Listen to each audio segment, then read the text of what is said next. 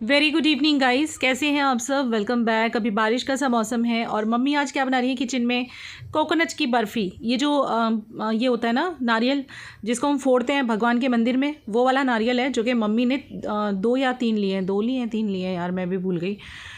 तो इनका मम्मी ने वो निकाल लिया है, पूरा इसको घिस लिया। आप ग्रेट कर सकते हो, मम्मी ने तो वो मराठी लोग जिससे करते हैं ना हम लोग, वो उससे किया। आप चाहो तो इसे ग्रेट करो या आप ग्राइंड करो, कुछ भी करो। तो अब क्या करना है पता है, अब जब आप इसे ये कर लोगे ना, ग्रेट कर लोगे ना या पीस लोगे मिक्सर में, तो सपोज़ कि 4 कटोरी है ना ये आपका, तो उसमें आपको 2 कटोरी चीनी डालनी है। अभी क्या करना है पता है आपको, आपने कोकोनट को घिस लिया, ठीक है, अभी तक यही मैंने आपको शो किया है।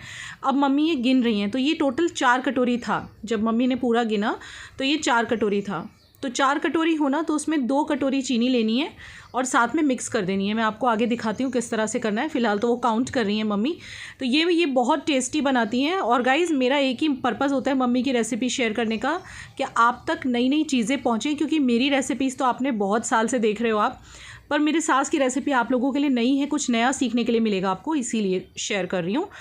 और मम्मी को कुकिंग का शौक़ है, मैं बार बार बता रही हूँ। तो यहाँ पे मम्मी ने देखिए 4 कटोरी वो था, कोकोनट था घिसा हुआ। घिसने के बाद 4 कटोरी था, तो उसमें 2 कटोरी मम्मी ने चीनी डाली है। ठीक है, मैं आपको फिर से बता रही हूँ।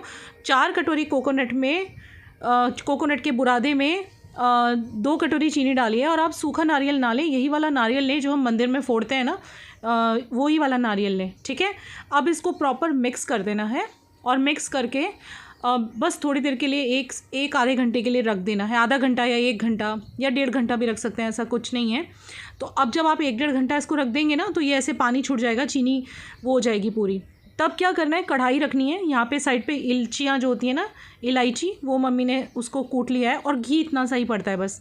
तो यही मैं आपको बताना चाह रही हूँ। अगर आपका मन कर रहा है एक हेल्दी डेजर्ट खाने का जो कि कम घी वाला है तो आप ये बना सकते हो घर पे। इसमें घी की क्वांटिटी बहुत कम लगती है। मेन इसमें कोकोनट और शुगर ही होता है।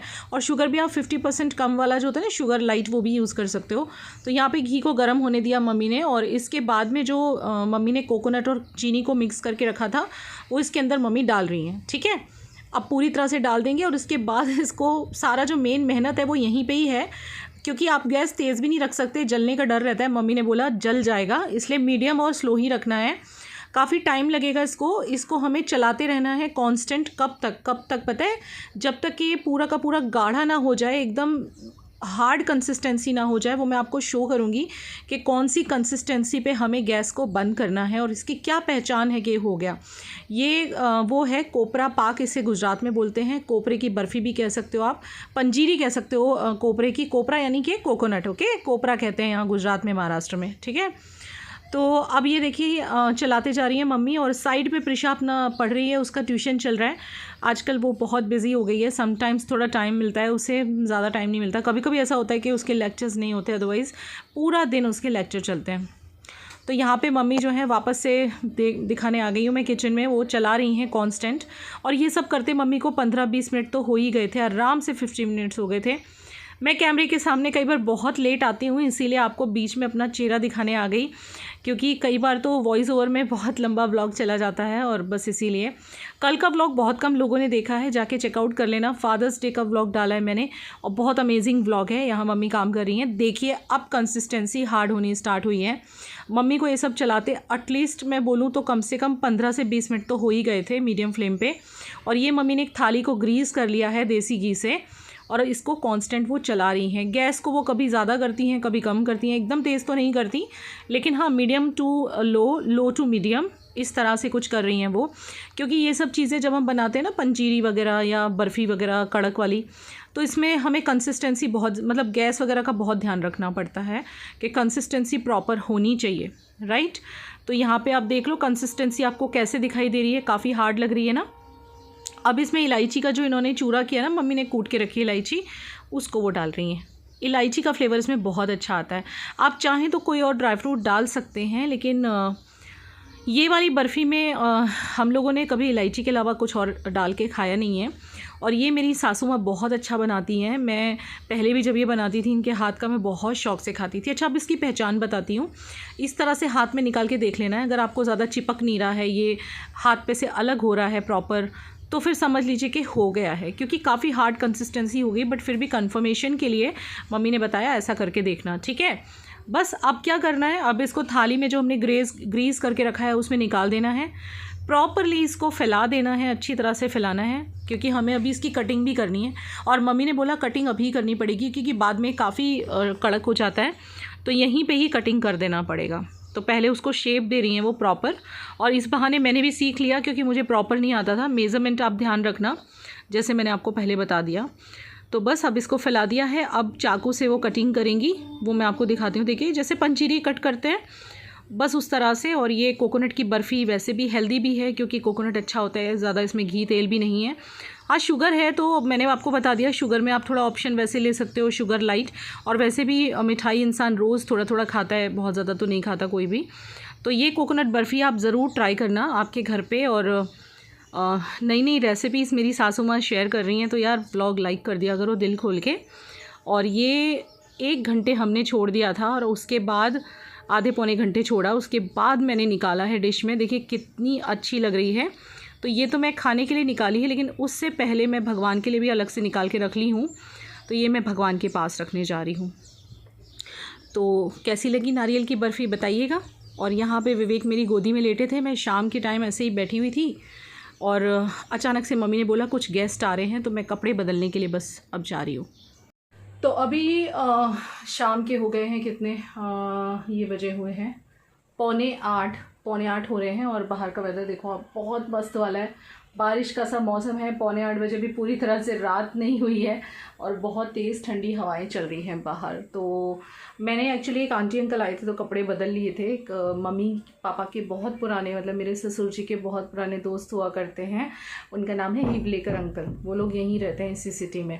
और तेल भी डाला है मैंने, तो देख लीजिए काफ़ी सारा तेल है, और तेल डालना ही चाहिए वैसे।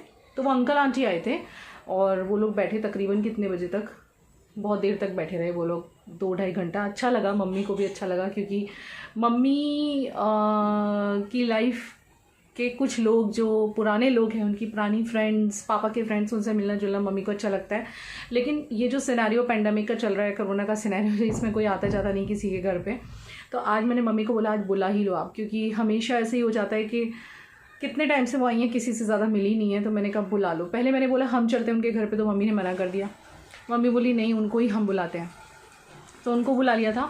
2-2.5 घंटा बैठे थे वो लोग। और यहाँ देखो कौन आके बैठा है अभी अभी, एक शोना पारा बच्चा आया है, एक शोना पारा सा बेबी आया है यहाँ पे, जो बू पी रहा है, बू पी रहा है, बू पी रहा है, पानी पी रहा है। लोग बू को पता नहीं क्या सोचेंगे। बू बेटे के पानी गुजराती में बू बोलते हैं। छोटा बच्चा जब होता है गुजरात में, तो उसको जब पानी पिलाते हो बोलेगा बू पीवानो, बू पीवानो। और आजकल एक राज की बात बताऊं मैं आपको, आजकल आपके जीजू को ना आपकी दीदी पसंद नहीं आ रही है। क्यों, सही बोला ना? कि मुझे क्या बोल रहे हैं पता है? गलत है बात। अच्छा तो सच बात बता दो। मुझे इतने दिनों से बोल रहे हैं कि तुम आजकल ये ऐसी कैसे रहने लगी हो, मतलब ऐसी, मतलब सूट वूट पहन के। मैंने बहुत टाइम से आई थिंक कुछ वेस्टर्न नहीं पहना, आपने भी देखा होगा मैंने कुछ वेस्टर्न नहीं पहना है, और मैं एकदम झल्ली टाइप रहती हूँ आजकल। लेकिन अब इन्हें कौन समझाए, इतना कुछ जो भी हुआ उसके बाद एकदम से मन सा नहीं कर रहा है। तो मुझे बहुत दिनों से, 2-4 दिन से कह रहे थे तुम वेस्टर्न कब पहनोगी, तुम वेस्टर्न कब पहनोगी। फिर इन्होंने मेरी बेइज्जती कर डाली, मतलब कि तुम तो बिल्कुल देसी रहने लगी हो आजकल। गाइज मैं कौन से एंगल से आपको बुरी लग रही हूँ, ठीक है ना? मतलब अभी वैसे भी मम्मी आई हुई है, और मुझे जब आपने देखा होगा मेरी मम्मी भी आई थी तब भी मैं इंडियन पहनती थी, याद है तुम्हें? बोलो बोलो, अब क्यों नहीं बोल रहे? बोलो बोलो, कुछ तो बोलो। तब भी मैं इंडियन पहनती थी गाइस, क्योंकि बड़े लोगों को जनरली इंडियन वेयर ज़्यादा अच्छा लगता है। और ये रीज़न है कि मम्मी आई हुई हैं तो भी मैं इंडियन ही पहनती हूँ, क्योंकि उनको भी अच्छा लगता होगा देख के, बस इसीलिए। और वैसे भी जब से ये बीमार होके चुके हैं ना, क्योंकि 1-2 महीने की बात नहीं है, आज 6 महीने होने वाले हैं ना, 21 जनवरी से 6 महीने हो गए ना, फरवरी, मार्च, अप्रैल, मई, जून, 5 महीने होने वाले हैं हमारी दिक्कतों को चलते, जो कि अब जाके सेटल हुई हैं थोड़ी सी। अब जाके ज़िंदगी थोड़ी ट्रैक पे आ रही है ना बेबी, पटरी पे। हाँ बेबी पटरी पे आ रही है। तो अब मेरा थोड़ा सा मन करना शुरू हुआ है जिस दिन से इन्होंने बोला। होता है ना कभी कभी हमें पता नहीं चलता हम कैसे रह रहे हैं, जब हमारे पति कुछ कमेंट कर देते हैं तब हमारी आंखें खुलती हैं। तो मेरी भी आंखें खुल गई हैं, तो मैं सोचूँ एक फेशियल करवा लूँ या खुद कर लूँ। जरूरत नहीं है फेशियल की। तो इनके लिए अब मुझे क्या बोलते हैं, अप्सरा बनना पड़ेगा। अप्सरा बन के इनका मन मोहना पड़ेगा मुझे। ऐसा कुछ ना हो गया है, अप्सरा ही हो गया है मेरी पत्नी। तो क्या देखना चाहते हो आप, मैं क्या पहनूं, जीन्स टी शर्ट या one piece? Jeans T shirt में देखना चाहते हो? जीन्स टी शर्ट तो दिखा दिया जाए। चलो टी शर्ट क्या कहत रही मेरी यूट्यूब फैमिली, क्या कहत रही, पहन लिया जाए वेस्टर्न? पहले व्हाइट शर्ट हाथ दुख रहा है मेरा, और ब्लैक स्कर्ट पहनती थी, बहुत सुंदर लगती थी वो। अच्छा पकड़ो ना जरा, हाथ दुख रहा है। बहुत सुंदर लगती थी वो, मेरा हाथ दुख गया। ब्लैक स्कर्ट और व्हाइट शर्ट में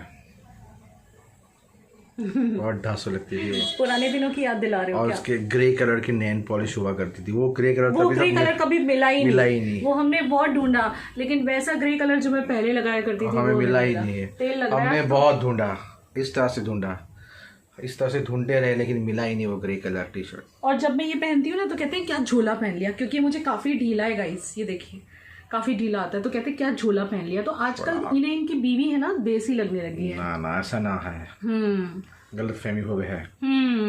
आपकी दीदी इनको अच्छी नहीं लग रही आजकल, खबर पसंद हुआ है, बहुत पसंद हुआ है।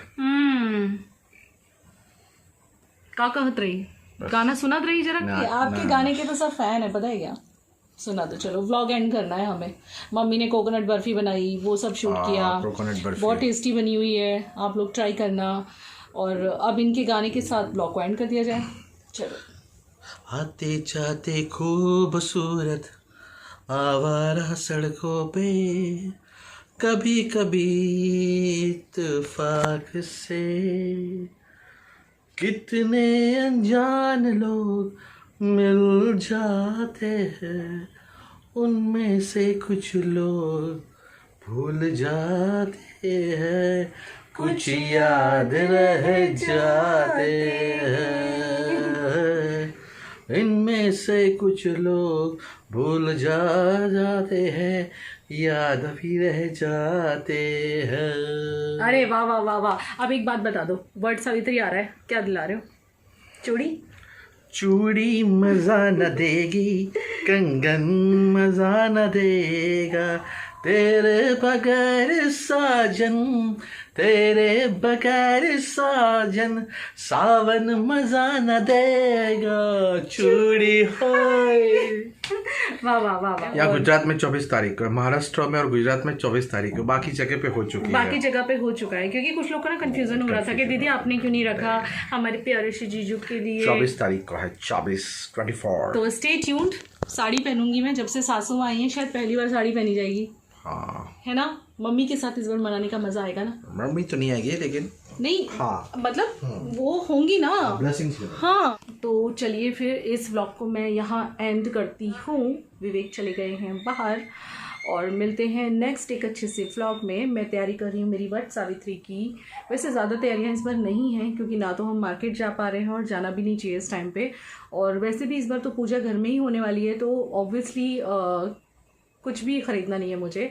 बस चूड़ियाँ मेरा लेने का मन है। वैसे चूड़ियाँ भी मेरे पास हैं रखी हुई, लेकिन फिर भी नई पहनने का मन है, तो वो शायद मैं लेने जाऊँगी, दैट्स इट। और ज़्यादा कुछ नहीं। और बहुत पसीने हैं आज, बहुत ज़्यादा पसीने आ रहे हैं।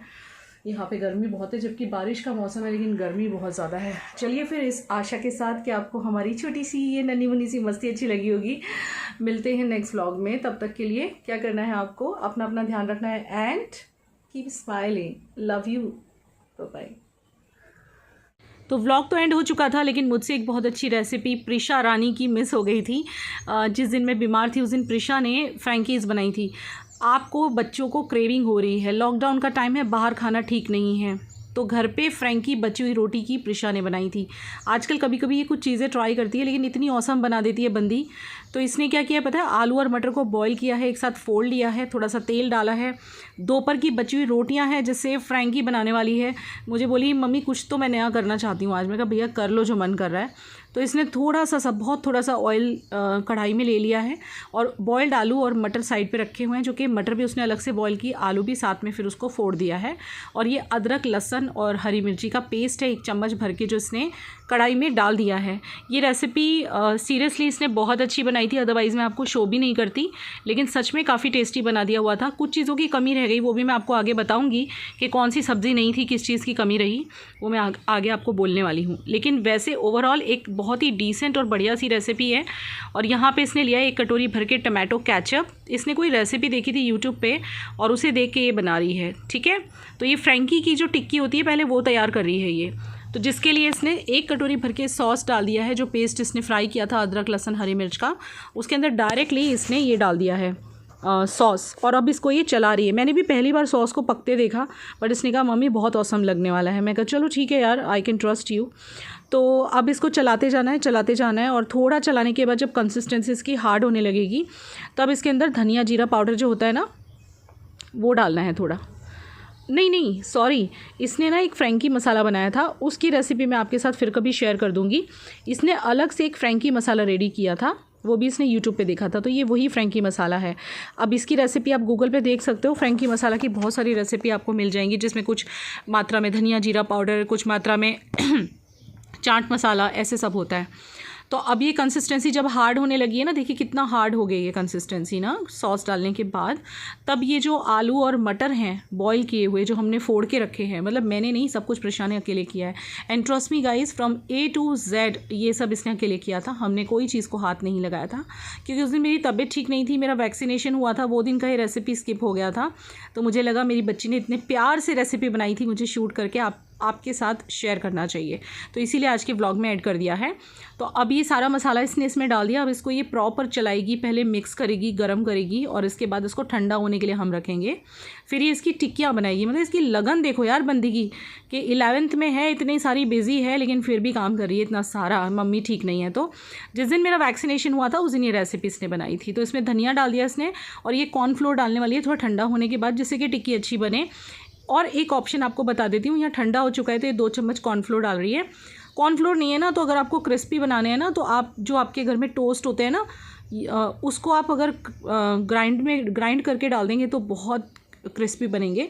और साथ में रेड चिली फ्लेक्स, क्योंकि थोड़ा सा स्पाइसी वाला फ्लेवर देना है। अब इसको प्रॉपर ये मिक्स कर रही है, और इसके बाद बस तवे पे डाल के ये इसको लंबा लंबा सा वो करके ना टिक्की सी बना के तवे पे फ्राई कर रही है, तवे पे या इसके ऊपर। हाँ, तो ये फ्राई करी थी, तब मैं शूट नहीं कर पाई, मैं आगे जाके बैठ गई थी। तो अब ये देखिए दोपहर की बची हुई रोटियां हैं। आजकल आपके बच्चों को भी क्रेविंग होती होगी ना, तो तब आप ये सारी चीज़ें ट्राई कर सकते हो घर पे। बाहर का भी खाना ठीक नहीं है, तो हम लोग भी बहुत टाइम से कुछ भी नहीं खाया बाहर का। तो इसने देखिए टिक्की बनाई थी, उसको रखा, उसके ऊपर इसने सॉस लगाया, चीज़ लगा रही है। यहाँ मैं बताती हूँ इसने क्या कमी छोड़ी है। इसने थोड़े ऑनियन के पीस भी डाले हैं। एक तो पहली चीज़, अनियन को थोड़ा सा गोल काटना होता है। दूसरी चीज़, आप यहाँ पे ब्रोकली नहीं सॉरी, ये अपना कैप्सिकम, हाँ कैप्सिकम भी डाल सकते हैं, गाजर डाल सकते हैं छोटे छोटे पीसेस में फ्राई करके, या फिर आप इसमें ये भी डाल सकते हैं, क्या नाम है, बहुत सारी चीज़ें डलती हैं यार, गाजर वगैरह, फिर पत्ता गोभी छोटा छोटा काट के, ये सारी वेजीज़ आप यहाँ ऐड कर सकते हैं चाहे तो, जो कि इसने स्किप की हैं क्योंकि अकेले सब कुछ कर रही थी। तो बंदी ने बहुत बढ़िया दोपहर की रोटी का फ्रैंकी बनाया था, और ट्रस्ट मी गाइज़ काफ़ी टेस्टी बनाया था। इसने जो टिक्की जिस तरह से बनाई है वो बहुत ही यम लग रही थी। बच्ची ने काफ़ी मेहनत की, मेरी बच्ची ने, एंड आई होप कि आपको भी पसंद आया हो। और आप लोगों के भी बच्चे अगर ये व्लॉग देख रहे हो आपके साथ, तो वो लोग भी ज़रूर ट्राई करें और मज़ा करें घर पे फ्रैंकी बना के। और आटे की फ्रैंकी है, so this is healthy as well, because आटा है ये, गेहूं का आटा। तो वैसे तो फ्रैंकी का जो चपाती बनती है वो आई थिंक आधी मैदा आधा आटा होता है, या मैदा ज़्यादा होती है और उसमें थोड़ा सा आटा होता है, ऐसे कुछ होता है। बट आप चाहें तो दोपहर की बची रोटी का भी बना सकते हैं, जैसे मेरी बच्ची बना रही है। तो यहाँ पे बस अब इसको ये राउंड करके सेक देगी थोड़ा सा तवे पे डाल के, और ये तैयार हो गई हमारी गेहूं की रोटी की फ्रैंकी, जो कि प्रिशा ने बनाई है। तो I really appreciate her efforts, कि उसने एफ़र्ट किए, बिकॉज़ उसकी मम्मी की तबीयत ठीक नहीं है, तो उसने अपनी दादी को बोला आप भी बैठ जाओ, आज सब कुछ मैं करूँगी। तो बस वही वो कर रही थी। तो I hope you like this vlog and both the recipes of nariyal barfi and this cutie pie frankie, जो कि बच्चों ने बनाई है। तो मिलते हैं नेक्स्ट व्लॉग में, और आई होप ये आप लाइक ज़रूर करेंगे। व्लॉग लाइक कर दिया करो यार, दिल खोल के, अच्छा लगेगा। और कल का फादर्स डे का व्लॉग चेकआउट ज़रूर करना, प्रिशा ने कुछ बहुत स्पेशल बनाया था। चलिए मिलते हैं नेक्स्ट व्लॉग में, तब तक के लिए बाय बाय।